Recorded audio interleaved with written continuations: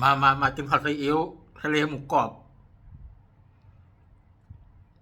หิวจนมือสั่นเลยเนี่ยอาหารเย็นเลยมาตอน4 โมงเย็นกับ5 โมงเลยแล้วเข้ามาแล้วฝากกดติดตามกดซับสไครต์กดกระดิ่งช่องลูกกอกครับผมด้วยนะครับนะสัก10,000 20,000คนดู20,000ผู้ติดตามให้ผมได้กำลังใจดูแล้วคอมเมนต์กดติดตามให้ผมเยอะๆนะครับ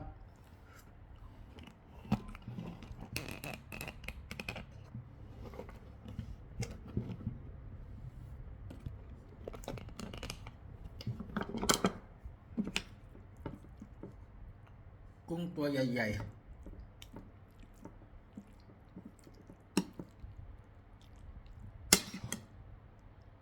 หิวมือสั่นหมด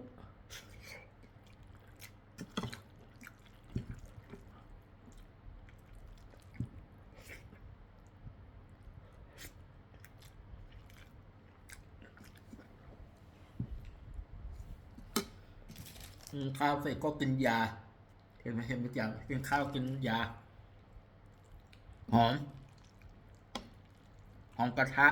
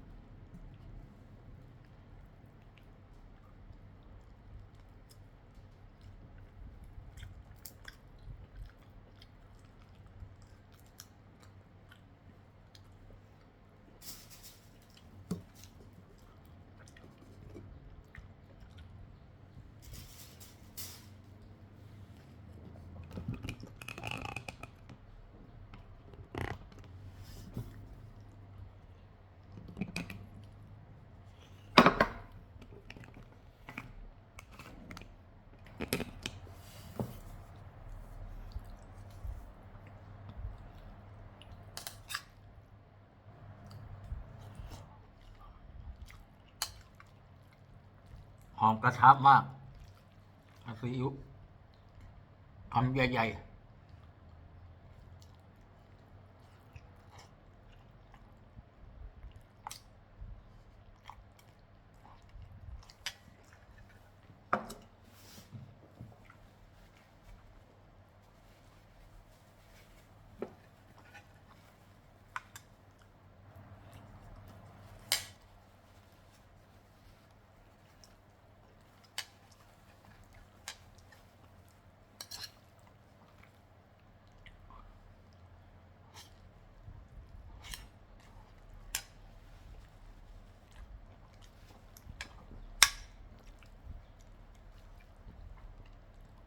หมูกรอบ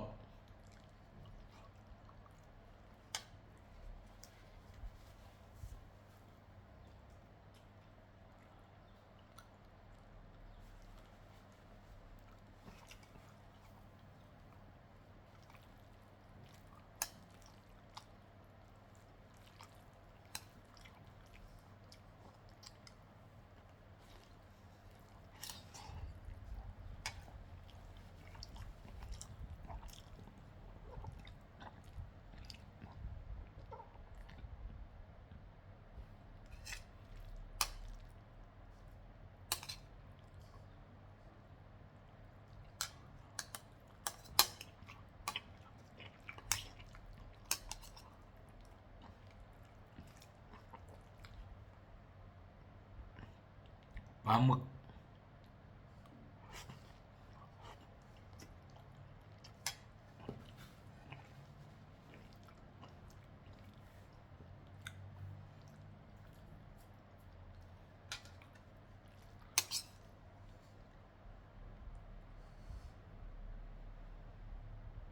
อยากกินผัดซีอิ๊ว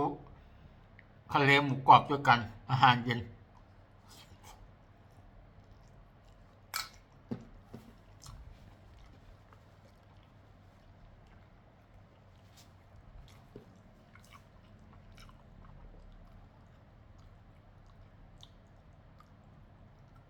ขอผู้ติดตามต้องมา20,000คนดูนะดูแล้วห้ามพลาดดูแล้วกดติดตามคอมเมนต์ให้ผมหน่อยนะครับ เพื่อเป็นกำลังใจซึ่งกันและกัน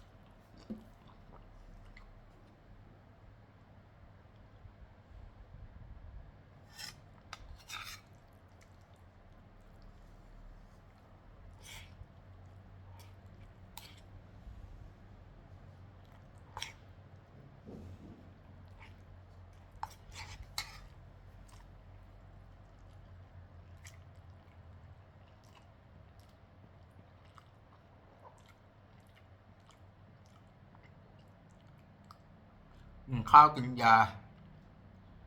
พักผ่อนจะได้หายจะได้ปกติทุกอย่างเบื่อไปหาหมอ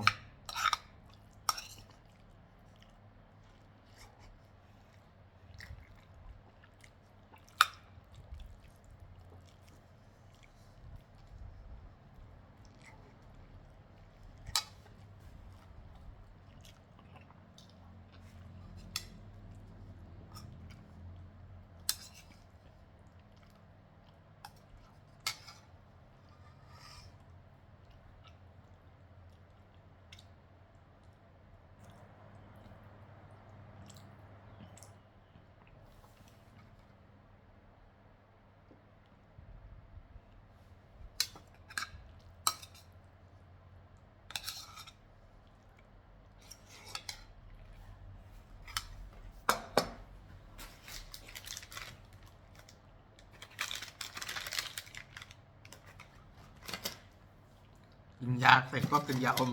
เพื่อหายเจ็บคอขอคนละไลค์คนละแชร์นะครับคนละไลค์คนละแชร์ติดตามผมเยอะๆสัก20,000 คนดูYouTube ไม่เคลื่อนไหวเลย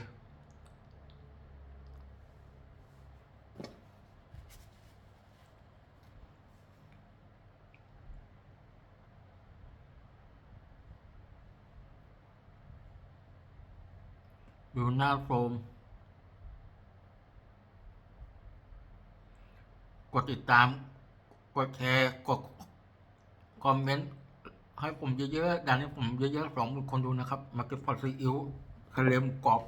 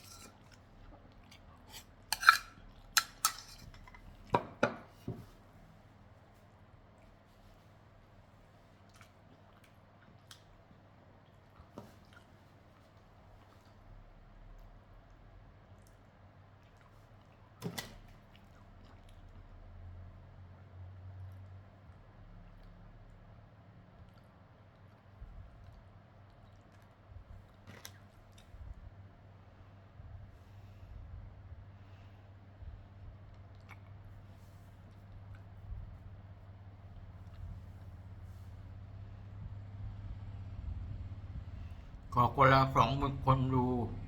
20,000 ไลค์20,000 ผู้ติดตามนะครับ